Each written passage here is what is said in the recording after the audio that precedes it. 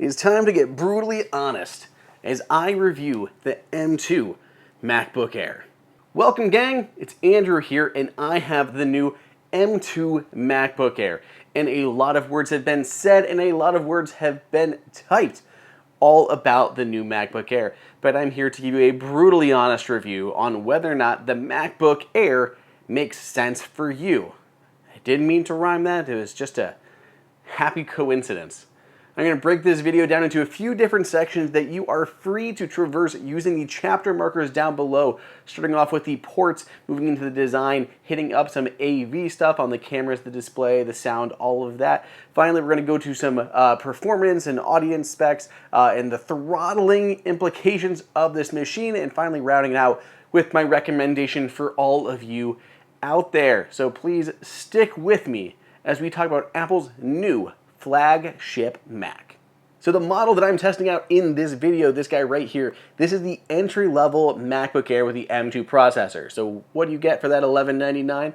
Well, it comes with 8 gigs of unified memory. There are 16 and 24 gig options available. It comes with 256 gigs of SSD storage, though there is 512 gigs, 1 terabyte, and 2 terabyte customization options available to you, and has the M2 with the 8-core GPU. If you need a bit more graphics bandwidth, you can jump up to the 10-core GPU for a cool $100.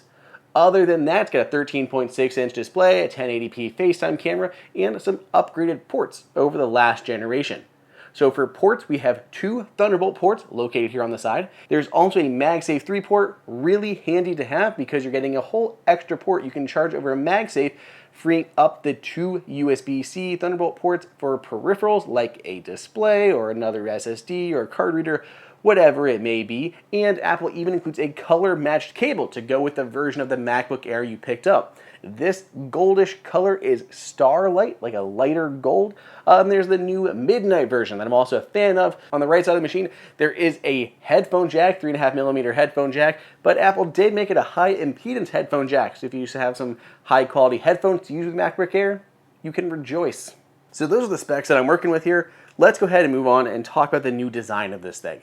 Apple did redesign it for the first time really since the Air came out. Apple has ditched that tapered look, and instead we have this really nice uniform design that very much aligns up with what we're seeing on the MacBook Pros and even the iPads. This feels like it's more in line with that design. Now, some people have questioned in my other videos and even some photos that I shared on social media is how much thicker or thinner this computer is. And I want to clear that up, both in terms of raw numbers and specs and what it actually feels like to use this machine. Now, the old MacBook Air had a taper and went from 0.41 centimeters to 1.61 centimeters. Now it is a uniform 1.3 centimeters all the way across. So what that means is in its thickest part of the old one is now thicker than this new MacBook Air. But the old Air was thinner towards the front, towards the palm rest where you would rest your palms as you were typing. In use, in practical use with this machine, it feels thinner than before. It seriously does, because when you're holding the other machine, you wouldn't hold it by the taper or it would slip out of your hand. Instead, you would hold it by like the thick part of the Mac. And now when you're holding this one, no matter where you hold it, it feels thinner than the previous generation MacBook Air. This also has less volume than the old MacBook Air and is lighter, going to 2.7 pounds from 2.8 pounds.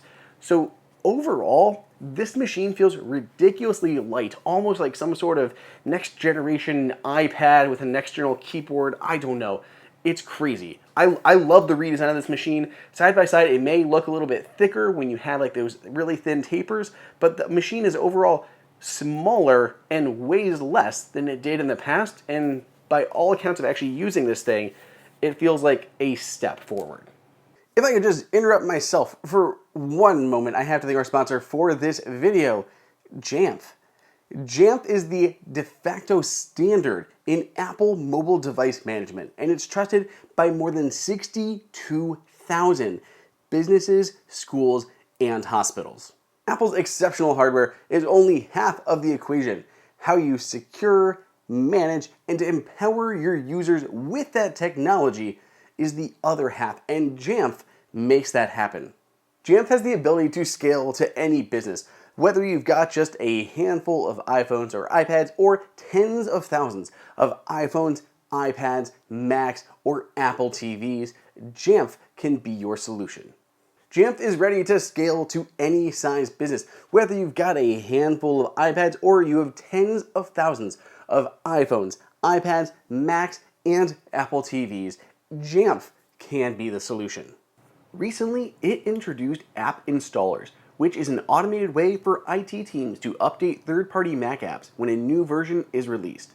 Jamf automatically sources, packages, and deploys the new versions, ensuring users have the latest features and security patches. On a personal note, I've actually had the opportunity to sit down with several organizations that have rolled out Jamf MDM solutions in their businesses, and they have always spoken extremely highly of Jamf software and credited it with making all of their goals a reality.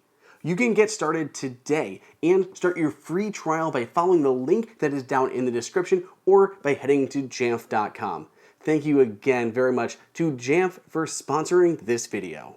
Apple made some improvements to several audio-visual aspects of the next generation M2 2022 MacBook Air. For starters, Apple upgraded the headphone jack. I had already mentioned that. It also went from 2 stereo speakers to a 4-speaker system, and it still supports 3D spatial audio, but I think it's better spatial audio than it was in the past.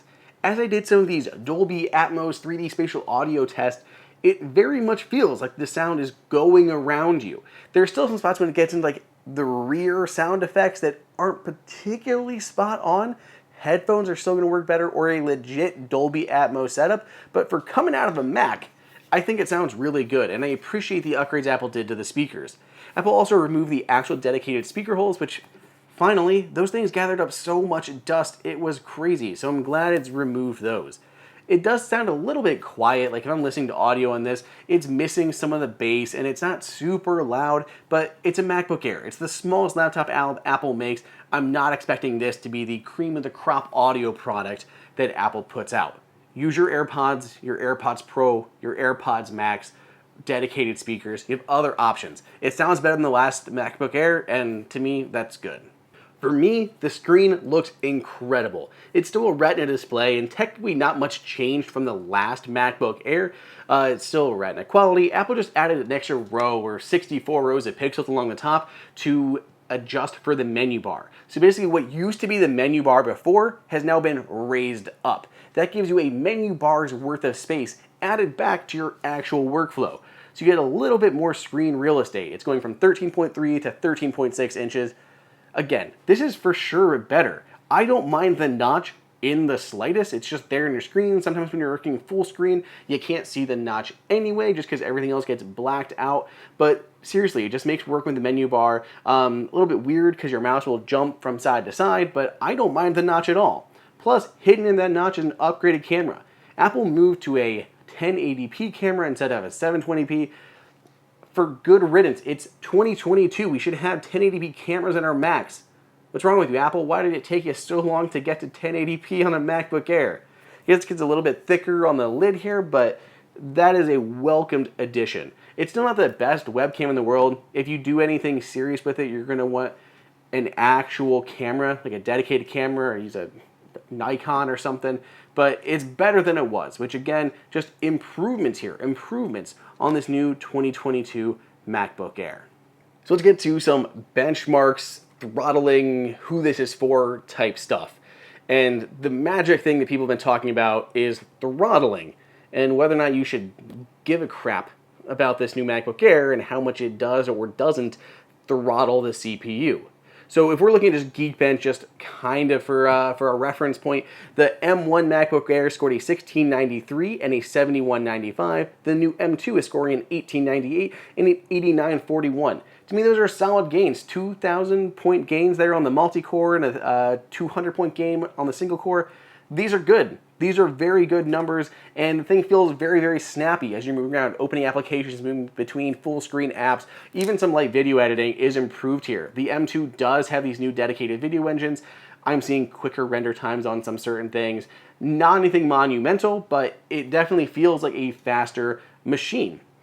The thing that comes into question is whether or not there's issues with thermal throttling. And I already addressed this in a whole dedicated video, but to clear it up here, thermal throttling is not an issue on the M2 MacBook Air. It's just not. The way that I was able to get the MacBook Air to like seriously thermal throttle and pull back its scores is by running Cinebench R23 back to back 8 times, almost an hour and a half of running this benchmark, and by the end I was getting about 1,000 points lower on my Cinebench R23 scores, and I had decently high CPU temperatures, and I even saw that the clock speed of the CPU was dropping down significantly, going from like a 3.0 gigahertz at the beginning to a 2.6 or 2.7 by the time I got to that last test. So is that thermal throttling? Heck yeah, it is. But it doesn't matter. Nothing that most of you do out there is going to be pushing your MacBook Air to that level. I mean, seriously, just if you stop the Cinebench test for a few seconds, everything starts to pull back. The temperatures go down, and it cools down, and your CPU temperatures go back up. But if you just run it consistently for an hour and a half, you're gonna hurt the performance of your machine. Nothing you do out there is gonna be doing that. And if something you're doing is pushing your Mac that much, you probably shouldn't be buying a MacBook Air. Jump up to the 14-inch MacBook Pro or a MacBook Pro 16-inch, or heck, maybe a Mac Studio if you're pushing things that seriously, not a base MacBook Air. For everybody's typical task, even light video editing, the MacBook Air is incredibly well suited. It is very well tuned for fast performance and opening applications and your basic tasks. It's not meant for long, hour-long renders or 3D graphics and all these other things that the higher-end Macs are designed for. For pretty much everyone watching this video that was debating about the MacBook Air, I genuinely think you are perfectly fine. As I'm being honest with you about how this performance machine is, be honest with yourself. Are you going to do something that's going to tax the machine that much, or do you just want to get better performance out of your Mac? You probably just want the fastest thing you can afford, and you're looking for an excuse to go up to an M1 Pro in the 14-inch, which I don't blame you. And personally, this machine is not for me.